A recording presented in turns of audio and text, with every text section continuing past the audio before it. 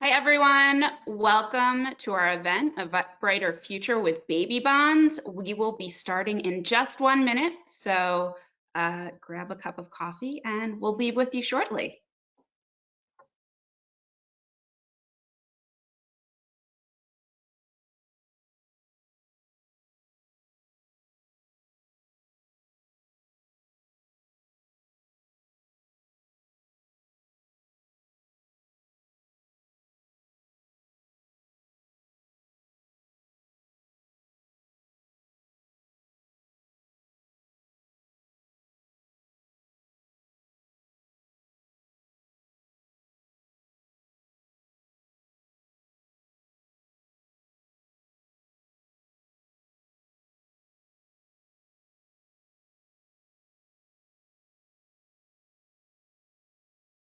Hi, everyone. My name is Joanna Ain from Prosperity Now, and I'd like to welcome you to A Brighter Future with Baby Bonds, How States and Cities Should Invest in Our Kids.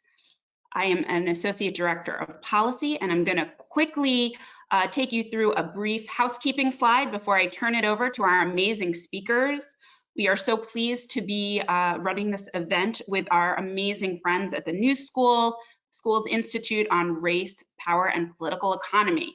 So this event will be recorded and made available to registrants. All attendees are muted to ensure sound quality. Ask a question or share your thoughts anytime by typing into the text box of your GoToWebinar control panel. And if you experience any technical issues, you can just email GoToWebinar@prosperitynow.org. Also, just want to let you know we will be live tweeting today's events. So you can follow us on Twitter @ProsperityNow, and you can join the conversation with #BabyBonds. So we hope to see you there. So right now, I'm going to be turning it over to Prosperity Now's CEO and President, Gary Cunningham.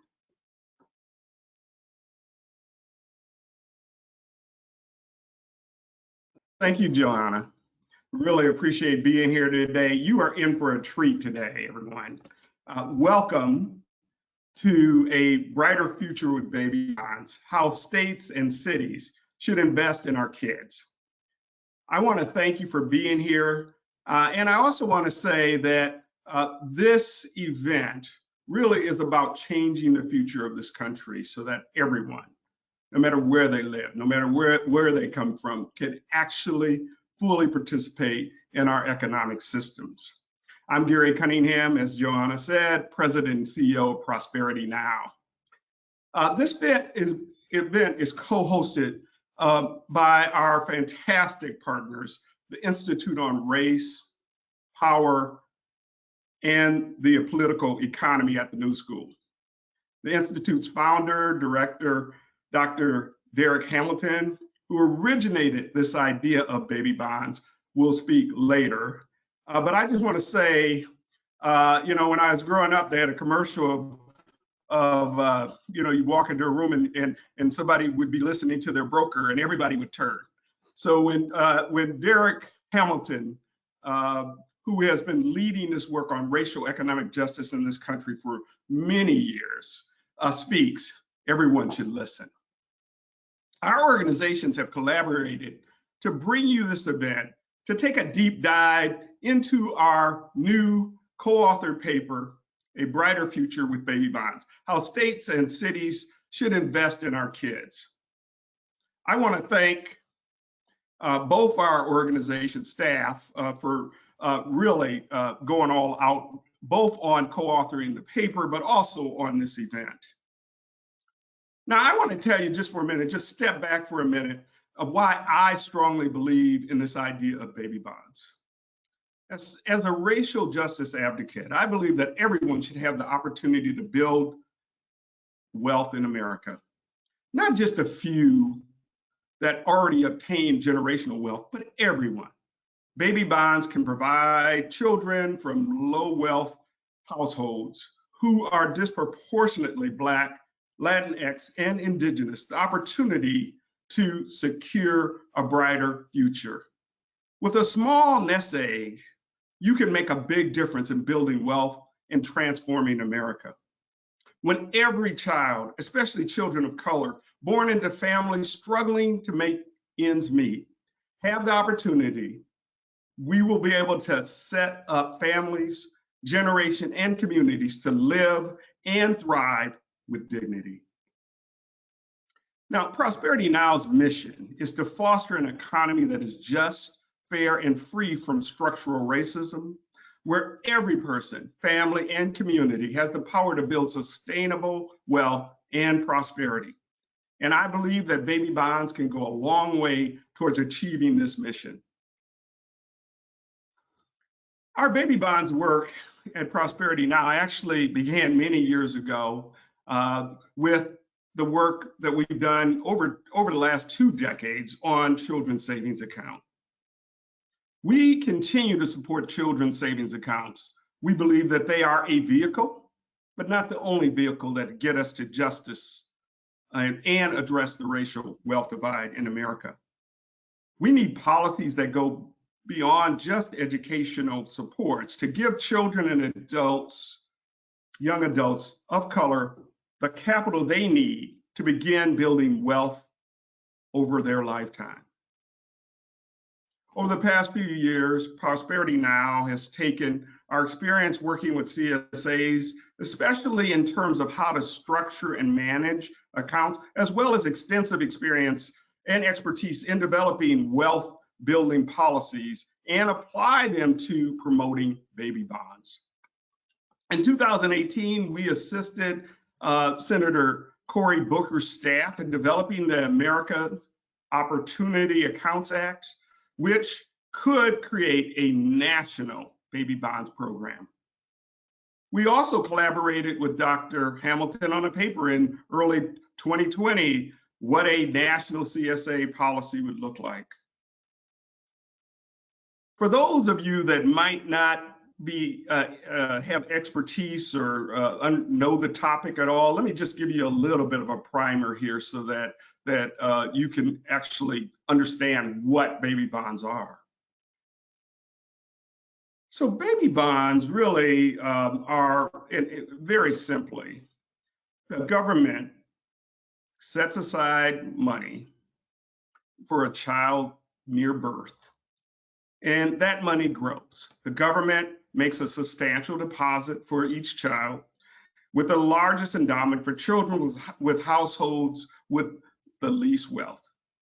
The government invests these funds on behalf of the children, or these children, and with those funds, over time, they grow appreciably. When they are adults, recipients use the funds to acquire assets that generate wealth and economic security, such as buying a home, post-secondary education, or starting a business. By investing in children with the largest investment provided to households with the least wealth, over time, baby bonds will help narrow the racial wealth divide in America. While baby bonds would have a tremendous impact, I also want to acknowledge that baby bonds are not a panacea. We know that the situations that low-income families find themselves in, particularly indigenous, African-American, Latino populations, and other people of color find themselves in today, is not because of one thing. It will take a plethora of policies to address some of the systemic structural issues of racism in our economy today. And our panel will discuss these issues later. Federal baby bonds legislation remains our North Star at Prosperity Now and for the Institute. Since only the federal government has the resources and the reach needed to create a program to scale to close the racial wealth divide in America. However, states and local governments don't have to wait for federal action. They can create their own baby bonds programs now to begin to provide young adults with the foundational capital to start building wealth. And today you'll learn 2 locations have already started doing this, Connecticut and the District of Columbia, which both passed baby bonds legislation last year. We're now in a moment where the need for bold, transformative policies like baby bonds is something needed like never before. The COVID pandemic laid bare and further exacerbated the long-standing racial and ethnic inequalities in America.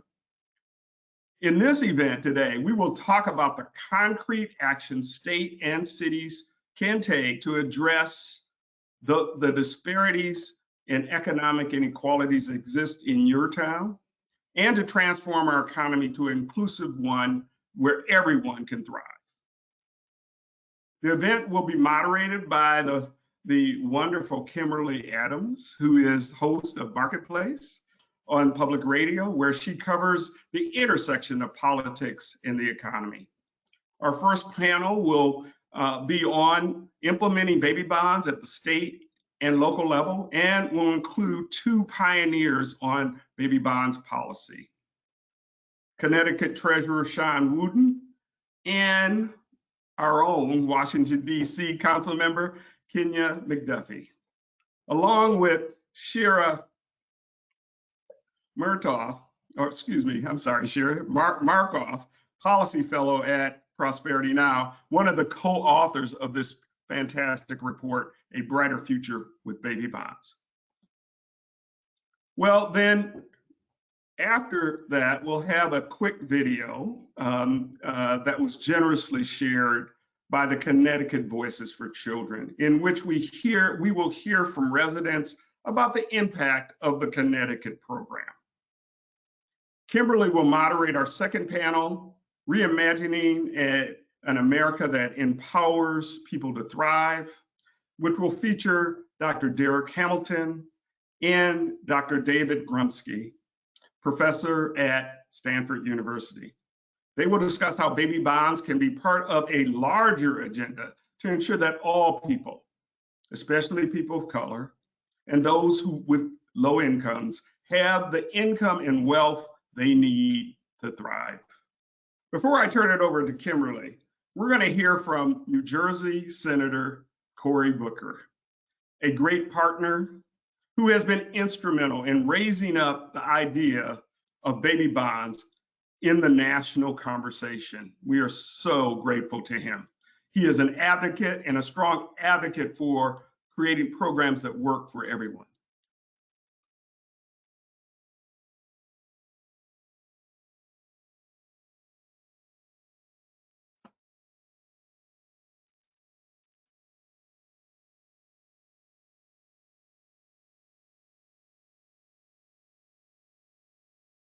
Let me first thank Prosperity Now for putting together this event, Building a Brighter Future with Baby Bonds Together.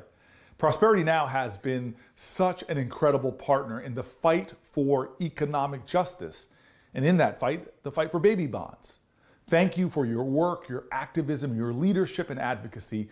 I also want to take this moment to acknowledge this incredible panel, including my friend Derek Hamilton. I am such an admirer of his. He is really the intellectual father of baby bonds and been a partner with my office, an indispensable partner in crafting this federal legislation.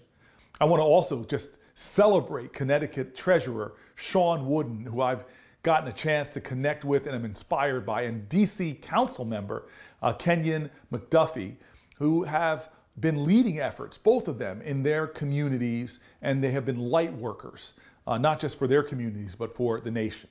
The problems we faced before this pandemic, from economic insecurity and inequality to persistent poverty, environmental injustice, food insecurity, and disparities in healthcare and outcomes, have all gotten worse in this pandemic. The virus has not just exposed, but exacerbated the deep structural and racial inequalities that have been taking the lives and livelihoods of people of color, and in particular, Black Americans. This has been going on for centuries in our nation. Wealth inequality is perhaps our economy's most relentless feature, compounding its benefits over time to some and its detriments to others across generations. Much of the wealth gap is along racial lines.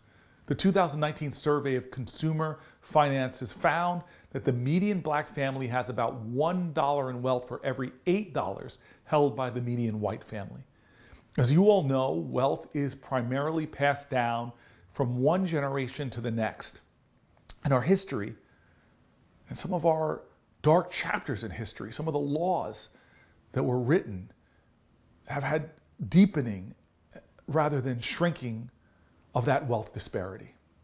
Subsidizing the richest households coupled with overtly racist policies of the past has entrenched an extraordinarily big wealth gap, again, especially seen by race. Right now, we live in America where the members of the Forbes 400 wealthiest American households hold more wealth than all black families in the United States combined. We need to put forward a bold, aspirational vision for racial and economic justice in this country. I think baby bonds is a foundational piece of that. That's why, working with others, I introduced the American Opportunity Accounts Act, or baby bonds, which would represent perhaps the most ambitious ever congressional effort to combat wealth inequality in America, giving every child, a fair shot at economic opportunity and mobility.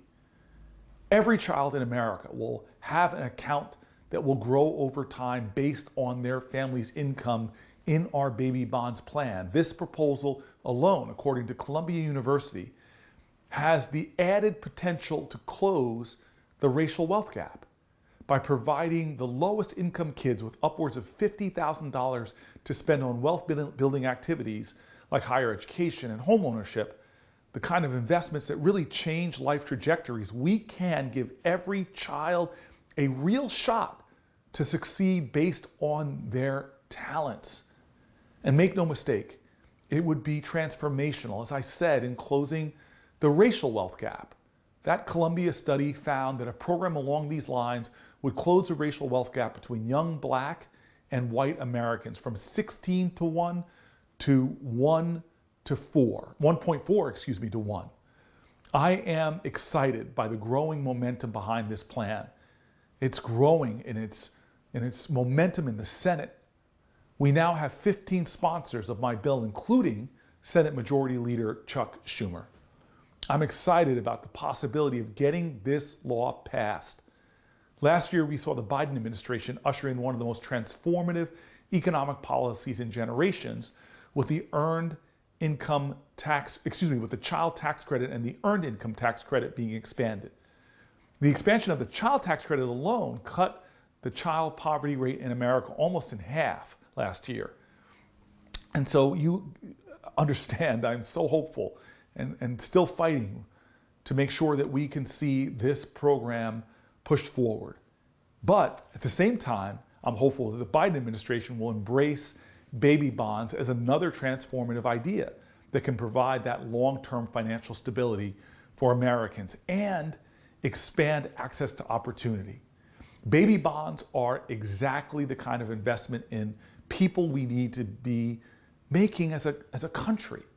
Because as we invest in that program, it'll produce dividends everywhere for everyone.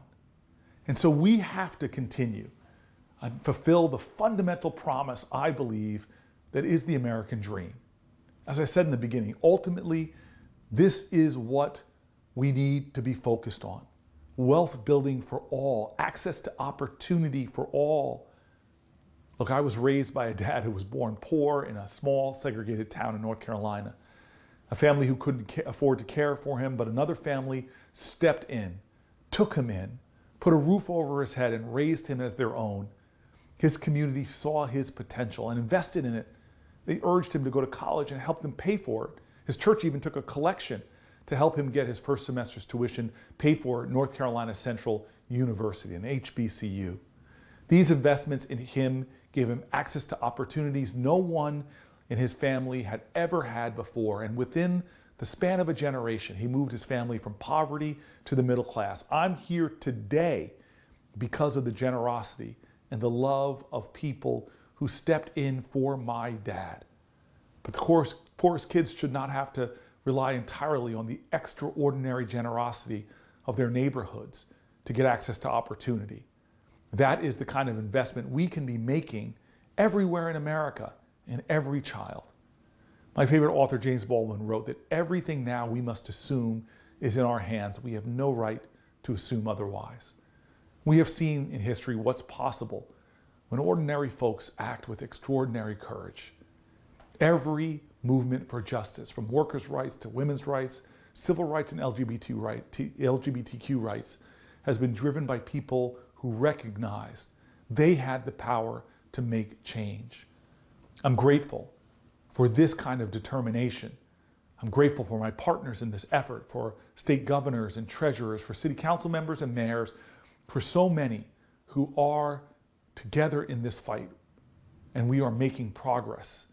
And we are seeing it in communities across our country. And we're going to continue this fight here in Congress. That is the kind of commitment I believe this moment demands, and more. And it is something I am going to continue to work on with you until we see the day that not just this bill is passed into law, but we truly achieve ourselves as a nation that has abundant opportunity for all.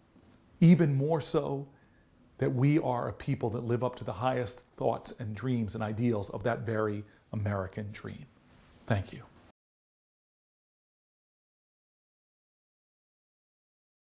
Hello, thank you everyone, and thank you Senator Booker for that video.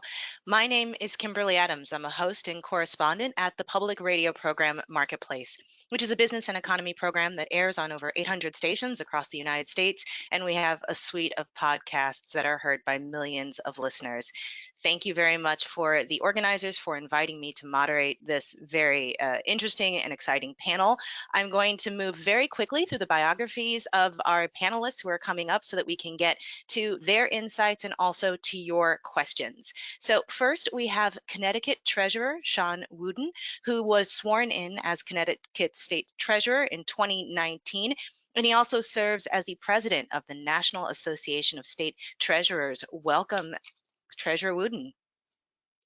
And we also have DC Council member Kenyon McDuffie, who has represented Ward 5 in the DC Council since 2012. Welcome, Council member.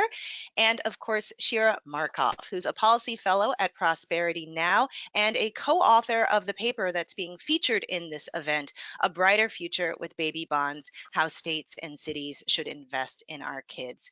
And Shira, I'll start with you. What does an ideal baby bonds piece of legislation or initiative look like for people who are trying to push it from your perspective?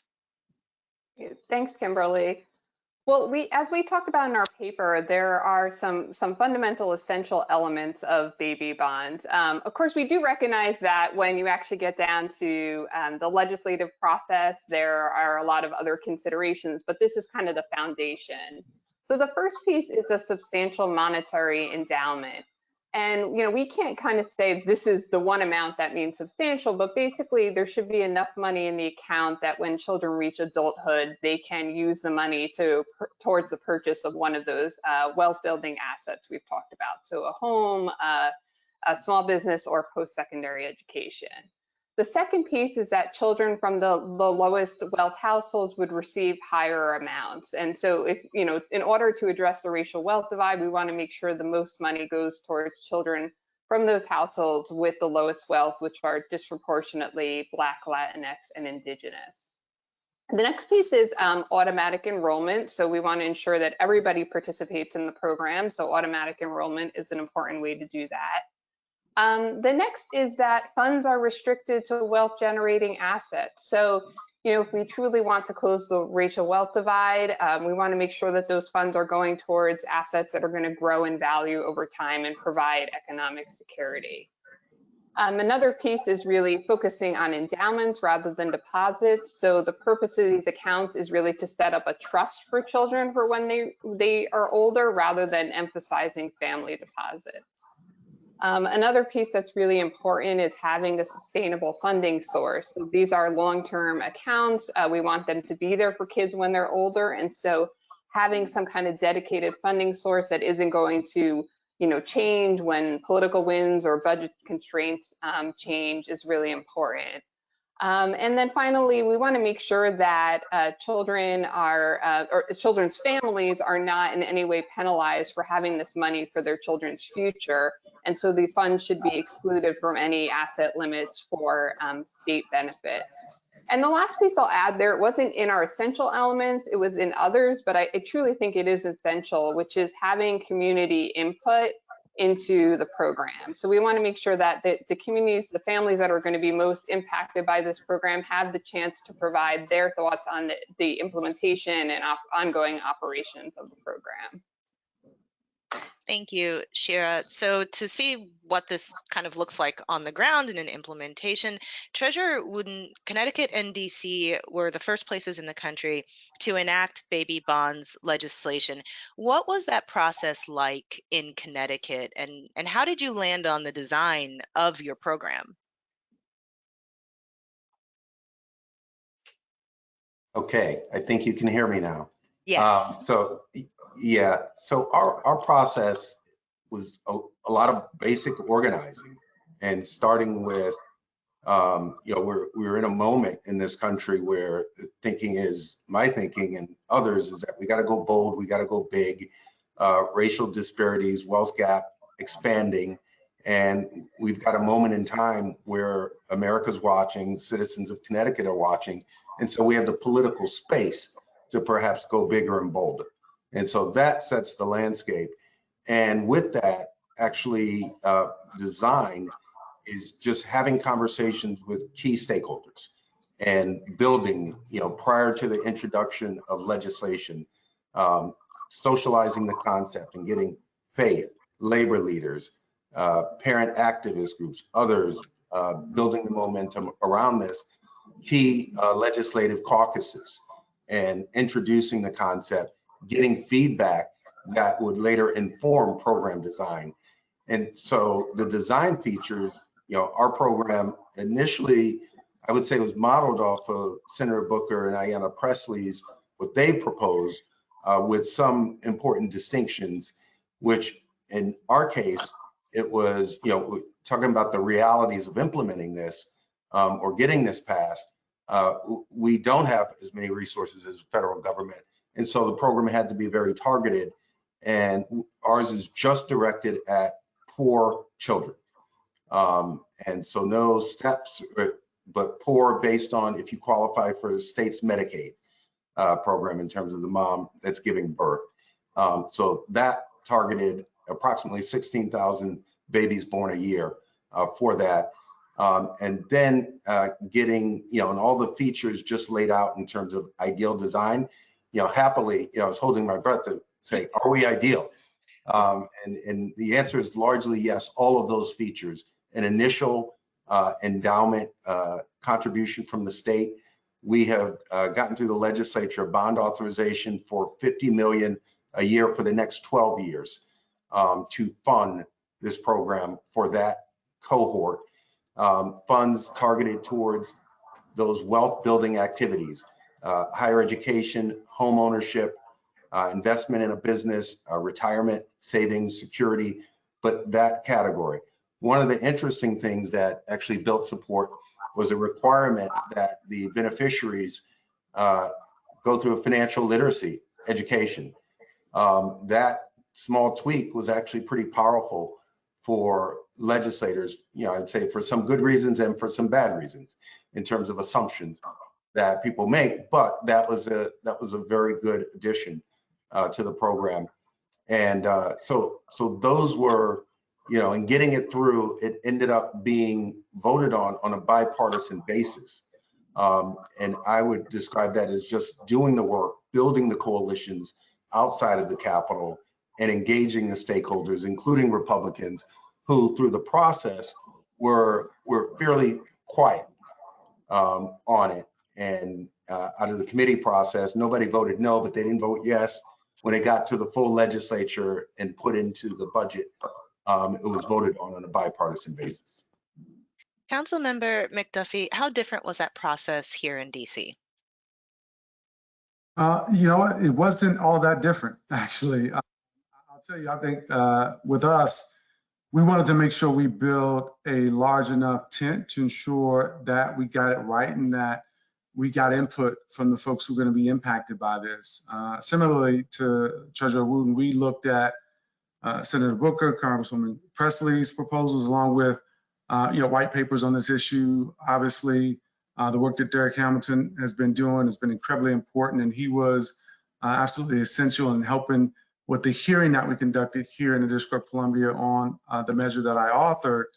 And we really weighed various program design elements against the realities here in Washington, D.C.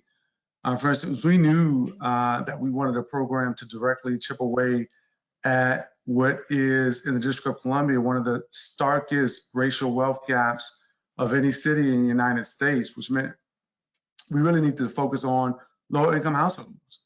We also knew that we needed to design a program that started at a child's birth with the benefit of compound interest, which is absolutely essential, and time. We wanted youth to have access to a very meaningful amount of money to later invest in the wealth building opportunities that you all before me have already articulated. And again, this program was really meant to ensure that a young person's ability to escape what for many families in the nation's capital has been a cycle of poverty and hopefully pass down some wealth to later generations. And so we were able to be very intentional about allowing the funds to be used for those types of activities that would help to build some wealth and create opportunities for young people who heretofore haven't necessarily been able to experience that. And so we're really proud of the program we were able to develop. We vetted the proposal with various advocacy groups and stakeholders, some of whom also testified at the hearing that we have. And fortunately, I think that our efforts, all the contributions of the people that I mentioned, just immense amount of due diligence paid off. And my colleagues on the council immediately saw the benefit of the program that we had designed and supported the measure unanimously with their votes and the $32 million that we funded it with. Can I also say something that was very important, and just mentioning Derek Hamilton and all the work that was done in advance in terms of the intellectual framework around this was critically important. The notion that I as treasurer could go from 0 to 60 in one legislative session with a concept and pass it is just, it's impossible. And so the ability to have that body of work and that intellectual academic rigor around it and to sell that as part of the vision from a policy perspective, that was foundational to having that. And likewise, I think the work of implementing this is ultimately going to be foundational, on a state and local level, will be foundational to the federal government, which I've been with Senator Booker and others at the Capitol advocating for federal passage. But our work in terms of being laboratories and front runners, I think will be critical in terms of helping elevate this at the national level. Ms. Markgraf, where else is there action happening throughout the country on this? Are any other states or localities trying to push their own baby bonds legislation? Yeah, absolutely. So New Jersey actually was one of the earlier ones proposing legislation. Governor Phil Murphy had proposed legislation in 2020, which ultimately didn't pass, but there is still pending legislation there. More recently, Washington State has had a baby bonds bill that's been pushed by their treasurer, Mike Pelliciotti. And it did pass through some initial policy committees, but unfortunately they're going through a short legislative cycle. So it wasn't able to get any further, but they were even able to get some bipartisan support to Republican sponsors between the House and the Senate there. So that's another place we're seeing activity. In California, there's been a proposal to provide accounts for children who lost a parent or caregiver to COVID-19. That's building off of this idea. It's a little bit of a different idea, but you can see how the idea is out there and it's kind of being iterated on in different contexts and for different purposes. I think it's important to say that the federal legislation is still our North Star, as Gary had said. Only the federal government has the the resources and scopes to fully close the racial wealth divide. But it's really exciting to see that states and cities aren't waiting for the federal government with this closely divided Congress we have to act, and are starting to really kind of take these initiatives themselves. I'll remind everyone to please submit your questions in the Q&A box in the webinar template, and we'll get to those in just a moment. But before we do, Councilmember McDuffie and Treasurer Wooten, I know that there are a lot of ideas floating around about how to address poverty and wealth inequality. What was some of the pushback that you received, and how did you address that? Councilmember McDuffie first.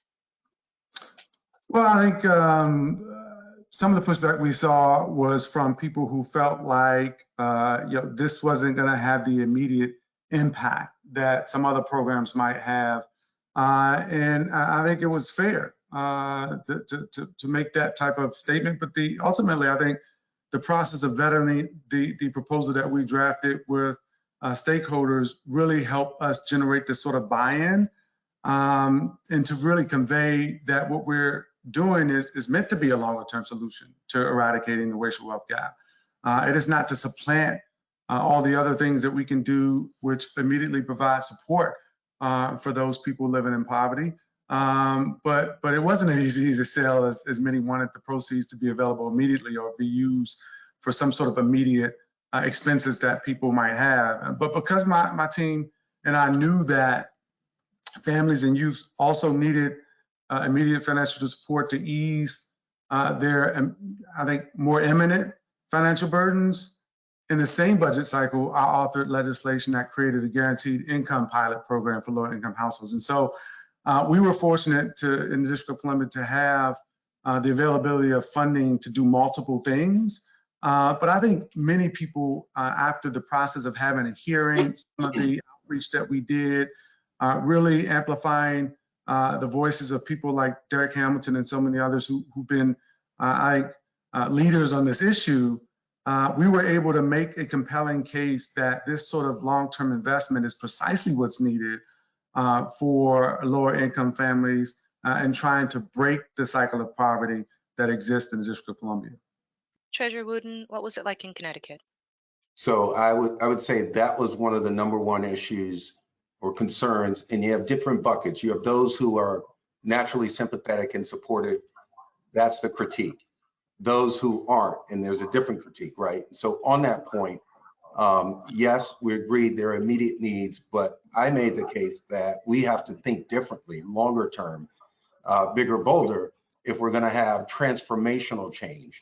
And that, yes, this is different, and it's hard in the legislature where you're on a 2-year cycle for re-election, and what have you done? It's a different way of thinking, but making the case, if we're gonna be transformative, we have to think and invest in long-term ways. And so that was one bucket. Another one was actually explaining to people, there are people who don't like programs that are just directed at one group or a perception of minorities.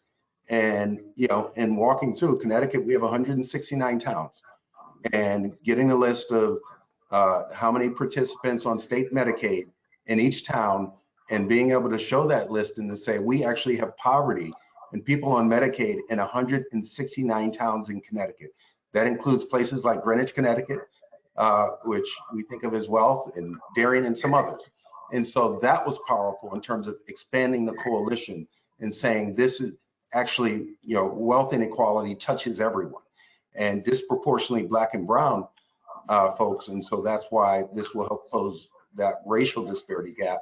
But getting people to understand that this impacts lots of communities was also very powerful. Thank you so much. So we're going to move to audience questions now, and if I can ask you all to answer these as concisely as possible, just because we're short on time. Shira, I'm going to start with you. There's a question: would the bonds also be excluded from FAFSA, for example? And someone else also asked, have either the Connecticut or DC baby bonds programs managed to figure out a way to exclude funds from consideration for federally mandated asset limits. So, I see on the list here that it's excluded from state benefits, but what do we do about the federal question? I actually might defer to Treasurer Wooden on that one, because I know that Connecticut has really been a pioneer in working with Senator Booker's office on that, and also thinking through the tax implications. So I think that the state legislation will exclude state benefits, as you said, and from state financial aid, but on the federal side, I'll defer to the treasurer. Yes, and I'll be short. The answer is no, not today, but we are working on that. And I've been in discussions with Senator Booker and others on the Hill. All right, then I'll ask Councilmember McDuffie and also Treasurer Wooden a question. What partnerships are necessary to execute this program? Have you aligned different systems and technology to make this possible? Councilmember McDuffie? Sure. So in the District of Columbia, we have what we refer to as an independent office of the chief financial officer. And so the CFO in the DC is not an extension of the executive or the legislative branch. And in that sense, we have to partner with the chief financial officer in order to administer this program. And the office of the chief financial officer has been absolutely integral in our ability to craft this program, much like the 529 college savings program that we have here in the District of Columbia. And so, and we've been able to get it off the ground and pretty much model the implementation similar to what they're already doing, so as to not spend as much time perhaps as we ordinarily would starting from scratch. And so the CFO's office has been an absolutely essential partner with the council and the executive in trying to begin this program in the District of Columbia. Anything different for you, Treasurer Wooden? Well, one of the biggest things is just getting state government to talk to each other and to do information sharing. So for example, our Department of Social Services, they're a critical component to the automatic enrollment feature.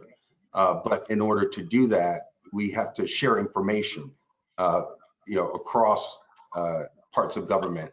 And there are some complications with respect to Medicaid privacy rules, HIPAA, but just working through those issues, both legislatively and intergovernmental agency-wide. Last question for you, Ms. Markoff. In the absence of federal legislation, someone wants to know how these efforts can be supported in the meantime. Yeah, I mean, absolutely. I think, as I said, there are efforts in a number of states. We would encourage people to, sign up for Prosperity Now's network and find out about opportunities to support legislation in your states. And we have a number of resources that can support people in advocating for this. And I think it's really great that states and cities are paving the way. And I think, obviously it's beneficial to the children in those places, but it certainly does also help the momentum towards federal legislation. So just encourage people to use our resources and contact us about how they can get more involved.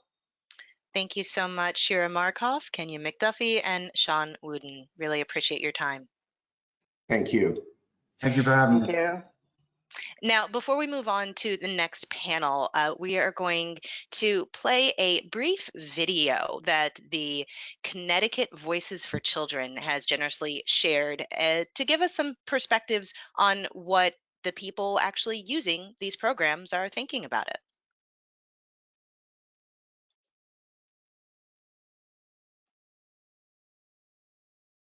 My name is Reverend John Cotton Jr. I'm the senior pastor of New Hope Missionary Baptist Church, 109 Butler Street in the great city of New Haven, Connecticut.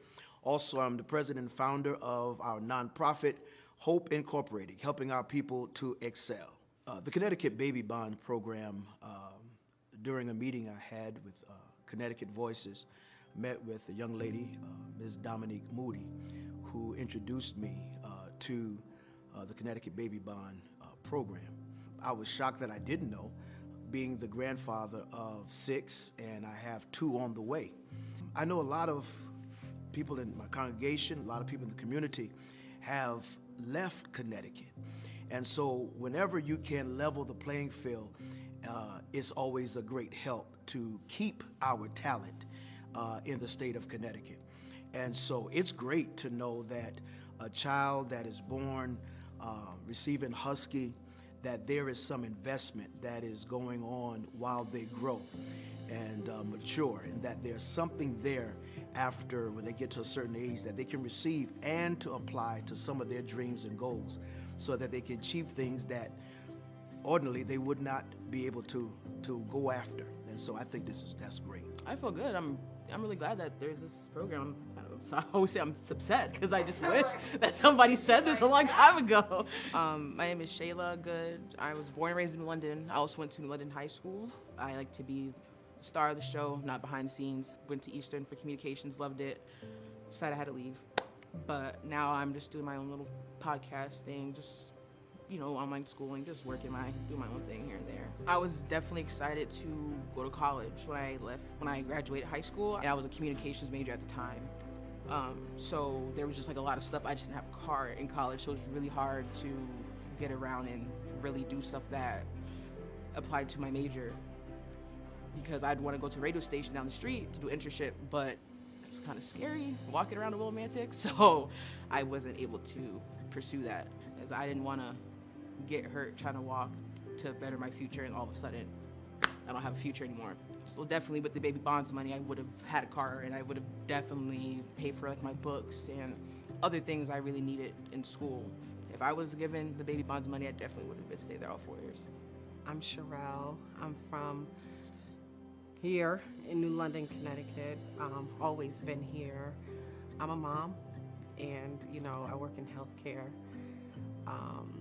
There's a lot of different facets to me, and so, but those are the basics. Everything about being a parent is about a hustle, you know, and the hustle is to prepare your children for the best life possible. The baby bond for my unborn baby on his way, it relieves a little bit of anxiety because there's an expected future and something secure.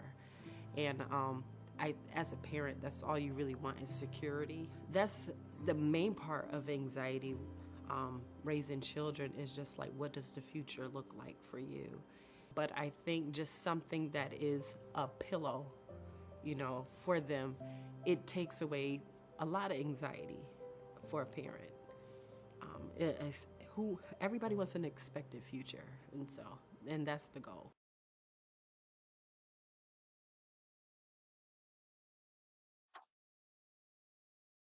Thanks again to Connecticut Voices for Children for letting us use that video.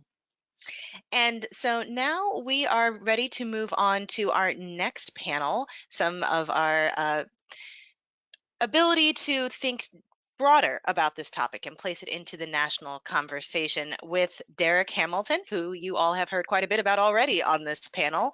But nevertheless, he's the Henry Cohen Professor of Economics and Urban Policy at the New School and the founding director of the Institute on Race, Power, and Political Economy at the New School, and also a co-author on this paper that this panel is about today. And we're also joined by David Grusky, who is the Edward Ames Edmonds Professor in the School of Humanities and Sciences at Stanford University. He's also a senior fellow at the Stanford Institute for Economic and Policy Research, a faculty fellow at the Center for Population Health Sciences, and the director of the Stanford Center on Poverty and Inequality. You both have quite a few titles. Welcome. Thank you.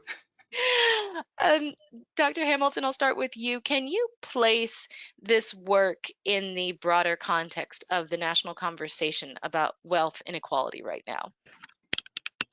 Yeah, I mean, this program takes wealth head on. The problem with wealth inequality is that some people are born with capital and some people aren't. I mean, when we look at wealth, the critical ingredient in order to build wealth is wealth. It is wealth that begets more wealth. So this fits within a genre in general of perhaps how we're moving to take poverty and equality directly on. The reason why people are poor is because they lack resources. The reason why we have gross inequality is because some have a lot more than others. So we need a public sector that levels the playing field in a more just way, not simply by just giving people something, but rather empowering people, providing the necessary ingredients so that they can actually build wealth, providing the necessary ingredients so that they can engage in productive manners in the economy, rather than being at the whim of economic forces because they lack power and they lack resources. Dr. Grusky, what about you? How do you place this in the national conversation at the moment?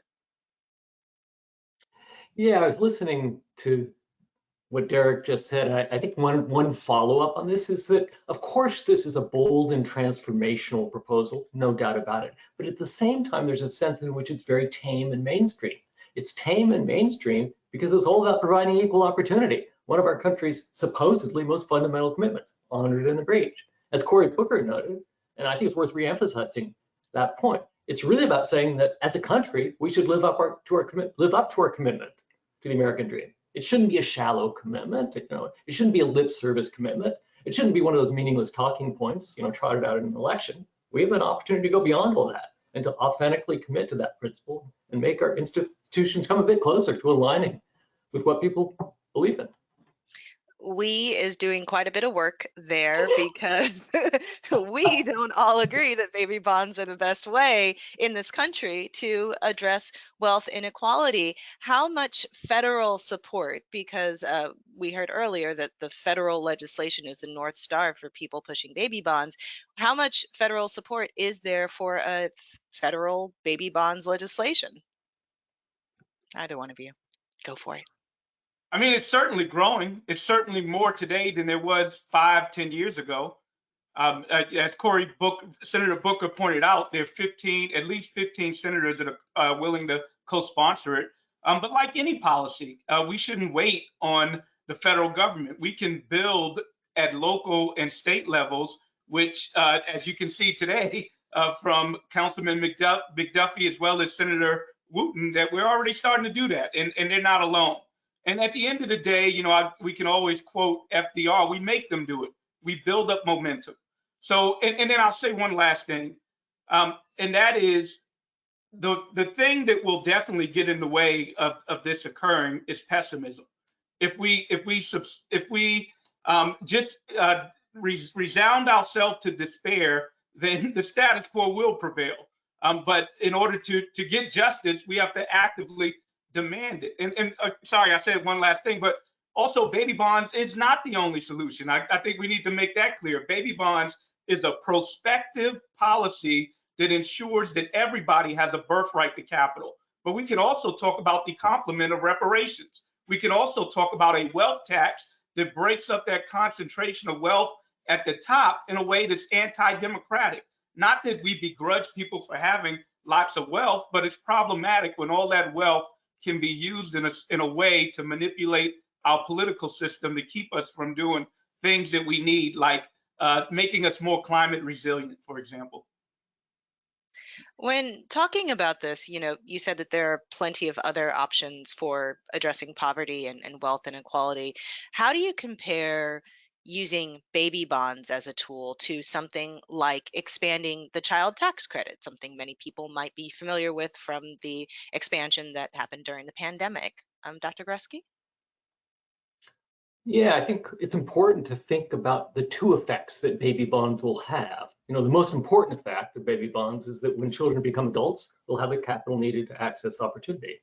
That's critical. But there's also a second effect. When children are growing up, they'll now know that opportunities that had once been unavailable are now available. And that means they'll approach their future differently, and that parents will need money. This is where the child tax credit comes in. Parents will need money to help their children prepare for that brighter future. In the video, we heard a direct quote: "Everyone wants an expected future," and it was noted that there is pushback in Connecticut and DC because it takes time for baby bonds to mature. But there will be an immediate effect. There will be a long-range effect, and that's huge and massive and transformational. There will also be an immediate effect that will change right now how children will think about their future, and we need parents to have the money, like guaranteed income, like child tax credit, so that they can help those dreams come to fruition. Kimberly, just real quick, that there was one other quote in one of those videos that was so outstanding. The woman said, baby bonds are like a pillow for my child. What a great metaphor. I love that. So.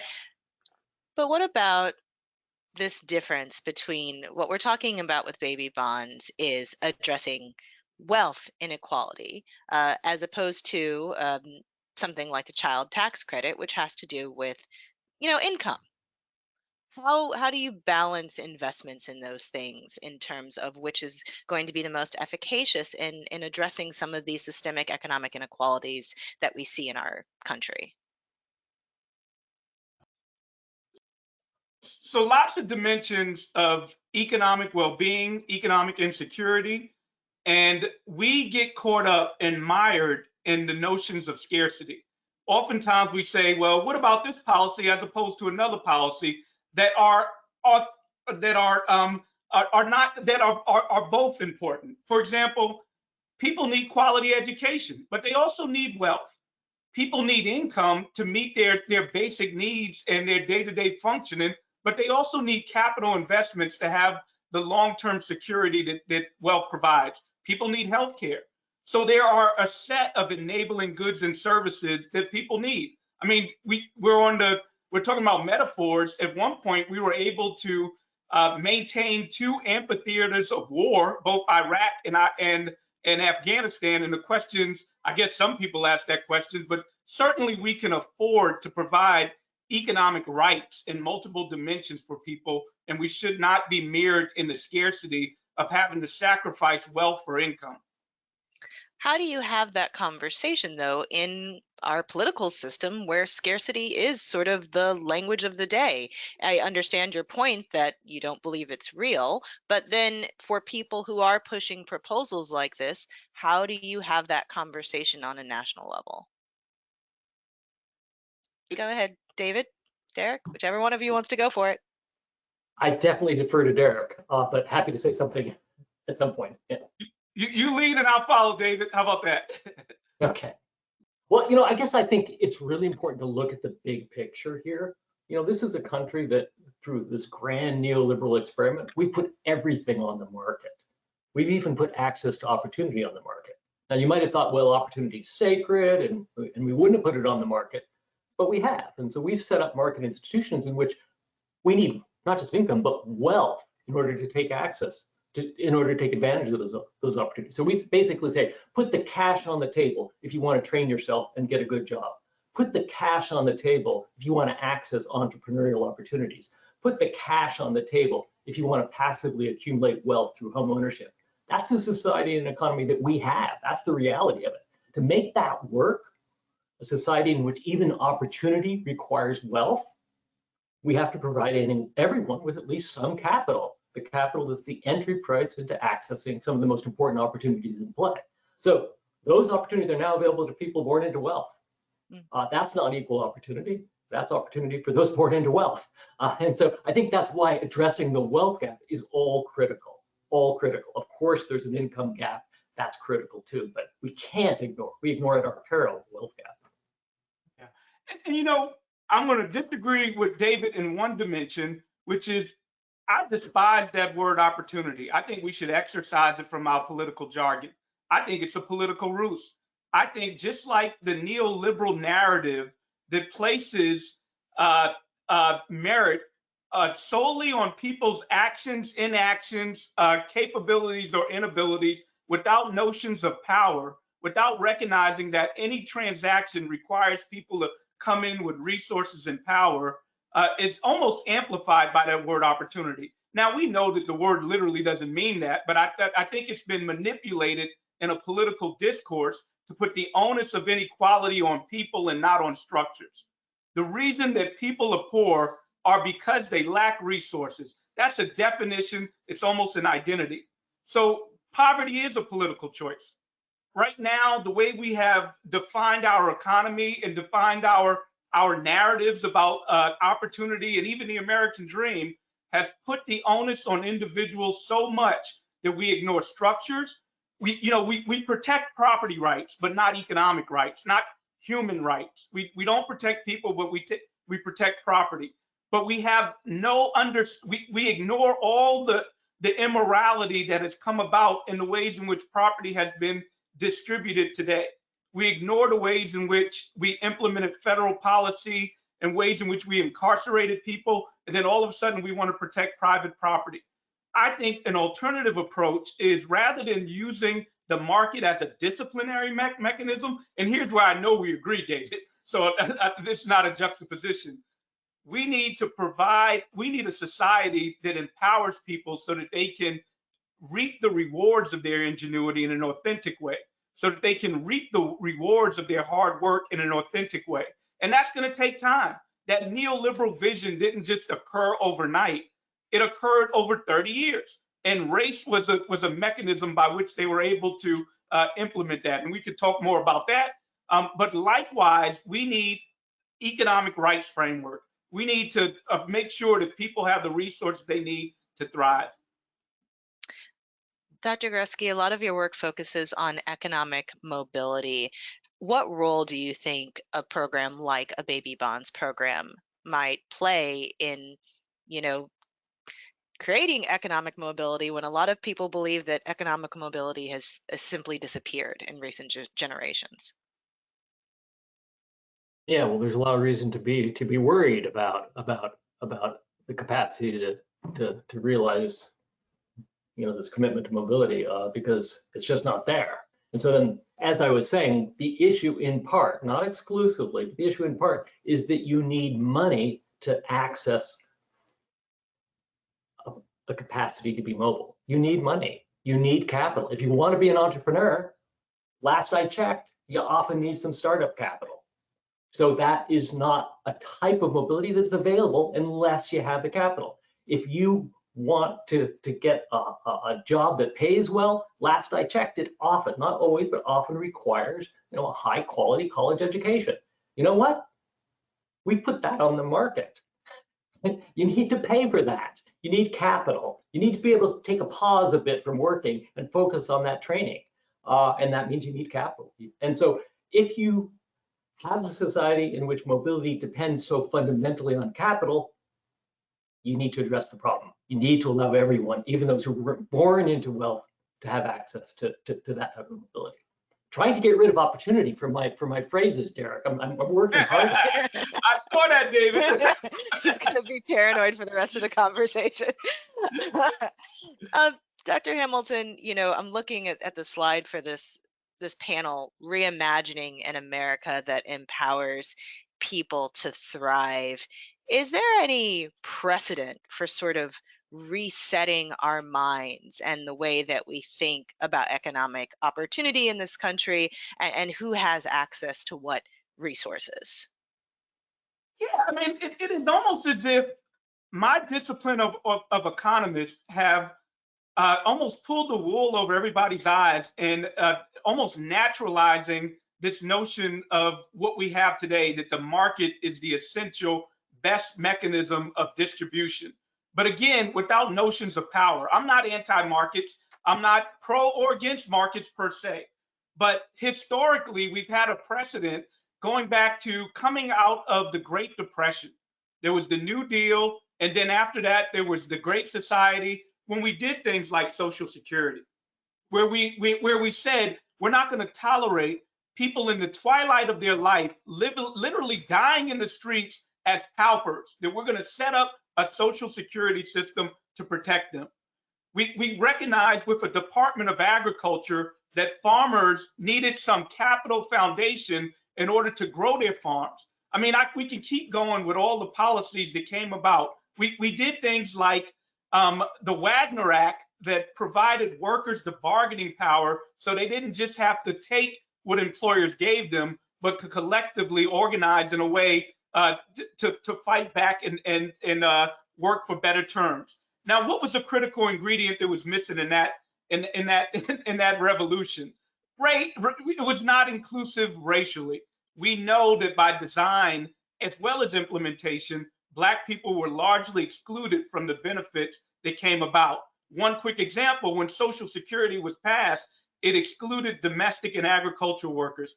Even today, the Wagner Act excludes domestic and agricultural workers. Now, it didn't explicitly say Black people don't get Social Security, but when 90% of Black women engaged in work are a domestic or agricultural worker and over half of Black men, we know that that was a design issue that was racist, that was de facto racist. So today, we can learn from those lessons. Baby bonds is an example that learns from that lesson. But in this case, we can make sure that we're anti-racist in our approach, that we're not excluding people, but intentionally including people. So in order to get there, we need a political momentum to actually make government do it, but we can have an alternative vision with a reimagined America where everybody has the resources they need to thrive. We're getting a ton of questions in the chat, so I'm going to go ahead and move to the Q&A. And once again, everyone, if you do have questions, please put them in the Q&A. We're going to get to as many of these as we can. So I will once again ask you both to try to answer as concisely as possible so that we can get to several of these. All right, so I'll start with this question. During our push for baby bonds here in Washington state, we heard a persistent criticism related to higher education and entrepreneurship benefits, specifically that post-secondary education often becomes a negative asset when financed on debt and that only 1/3 of small businesses survive beyond 10 years. In your work, what are indicators that led to the inclusion of these benefits as wealth building activities? Well, the question makes the point. The reason that small businesses often die is because they're underfinanced to begin with. And people are sometimes forced into entrepreneurship because they lack labor market opportunities because of a market that's discriminatory or stuck in poverty wages. And then finally, if you graduate with debt, that's the problem with education. Baby bonds, as well as other policies, are aimed at trying to rectify that. Dr. Gresky, I'll ask this one of you, but feel free to pass it if needed. Are there any concerns or chatter of legal challenges to the idea of baby bonds? Wow. I feel I'm going to pass on that one because I am so much not a legal scholar. Let me see what Derek has to say on that one. Look, that won't stop me, David. No, I mean, the short answer is I don't know the answer to that. I have not heard of legal challenges of it because I guess the legal challenge could come if it's race specific, but the programs are aimed at a dimension that's highly correlated with race, which is wealth. So I don't see it suffering from legal challenges. This is a little bit technical, but I'll ask it anyway because someone wants to know. Would the money go in a baby bonds account go to bonds or mutual funds, which would grow and compound faster for when the youth is 18 years old, if so that she could have money for a scholarship? I guess this question is about where should baby bond resources be invested, and sort of how do you design that into a program? Yeah, and technically they're not bonds. That was just clever alliteration in the name. They're really trust accounts, but they can be financed by government bonds, but the accounts themselves aren't bonds. But it depends on whether it's federal, state, or local level. The federal level, I mean, basically you have options. You can do it in multiple ways. But the gold standard, in my view, would be just like Social Security, something that's not at the whim of markets, but rather protected by federal treasuries. But state and localities don't have the budgets of or the protections that the federal government has. So they very well might have to be more creative in trying to invest their accounts in ways that they will grow. Any thoughts on that, Dr. Gresky? I don't have anything to add, but to say that was well put. Yeah. This is another question sort of about something that we covered in the last panel about dealing with the idea of asset limits. Both programs speak to asset limits at the state level, both in DC and Connecticut. They want to know what are the implications for federal limits, particularly given the criteria around Medicaid. And I guess to sort of build on what we talked about in the last panel, how do you deal with these ideas of sort of limits to what is considered poverty in this country that may or reflect people's lived experiences as you think about programs like baby bonds? Well, one thing I could say is that there's a more general problem with asset limits that is raised by the baby bonds proposal, but it's a problem in and of itself. And there are many very destructive asset limits in play in our safety net, a safety net that's supposed to solve problems, and it's not solving problems because of asset limits that are disincentivizing in ways that we would not want. And so we need to get rid of those limits in any event. But the baby bonds, I guess, calls that larger principle to the fore. But it's a problem that's been in play for some time. Often very destructive, needs to spend down what little assets you have in order to qualify. No one wants that. Yeah, I mean, just quickly to add, I totally agree, David. And asset limits are even framed in a way as disciplining people, which is again part of the problem. That after you reach this, we will take this away from you. I think that's a problem, that we need to think about rights as a fundamental thing and not come up with these perverse incentives, particularly aimed at poor people. Dr. Hamilton, a question specifically for you.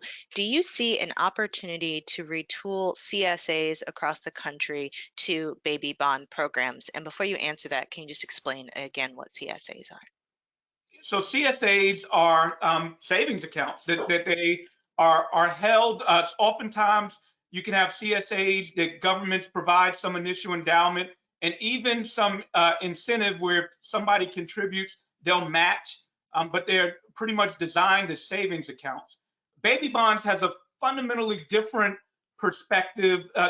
They have complements, but baby bonds is about endowment, ensuring that the state provides enough resources so that when the child gets older, that they'll have an endowment to get into that assets. So here again lies complements. I'm all for tools that incentivize and help savings. But it in and of itself won't achieve what baby bonds is trying to achieve. So I see parallels, but I don't want the ideas to get confused, that they are distinct.